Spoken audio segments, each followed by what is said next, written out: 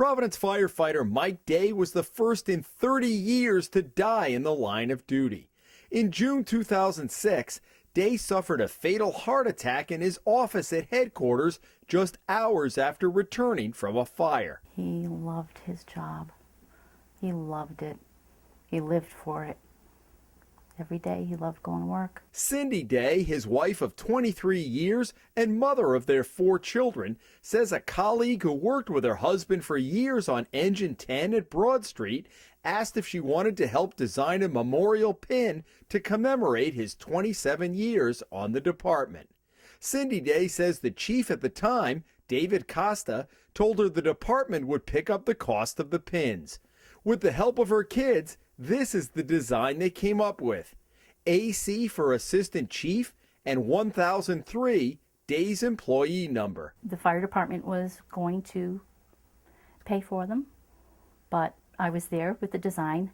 We ordered them, and I paid the down payment, which was half the price of the pins. 1,000 pins at a cost of $3,200.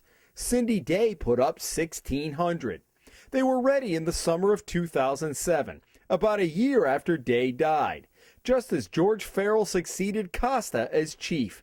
An assistant chief who has since retired picked the pins up, and Cindy Day's wait began. I assumed once they got to the department that something would be done, and they would call me and say, we'd like to distribute the pins, would you like some? Months went by, and when Cindy Day asked again, she was told the department needed to determine the protocol for where they would be worn on the firefighters' uniforms. I understood when I was told, well, we have to look and see where they're going to be placed. Okay, I could understand a month, 2 months at the top, but after a while I was completely baffled.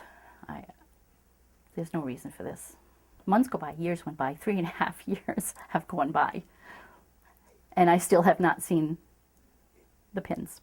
Do you find it disrespectful to Mike? Yes, very.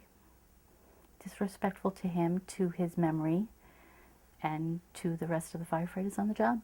This fall, after some firefighters again asked about the pins, Cindy Day decided that the only way to really get the chief's attention was here at Providence Superior Court. Last month, she filed a lawsuit demanding the chief return the pins to her.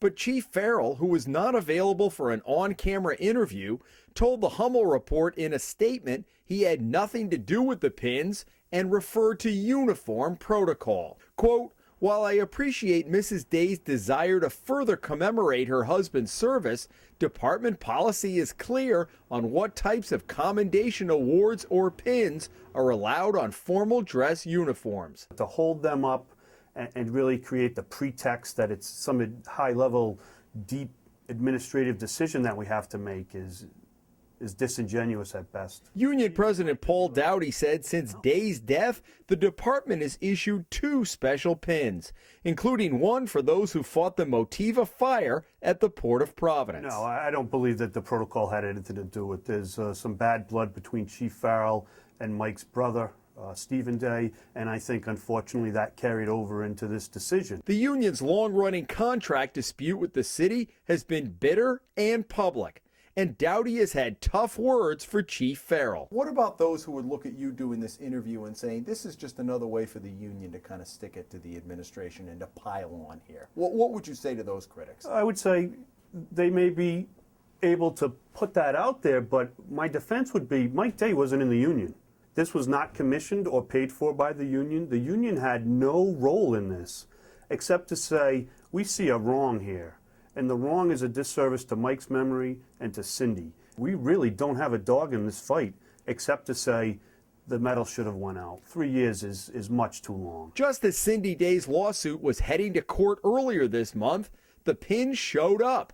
The chief says they were buried in a filing cabinet at headquarters under some radios. He admitted, though, the lawsuit got his attention. And when you heard that, what was your reaction?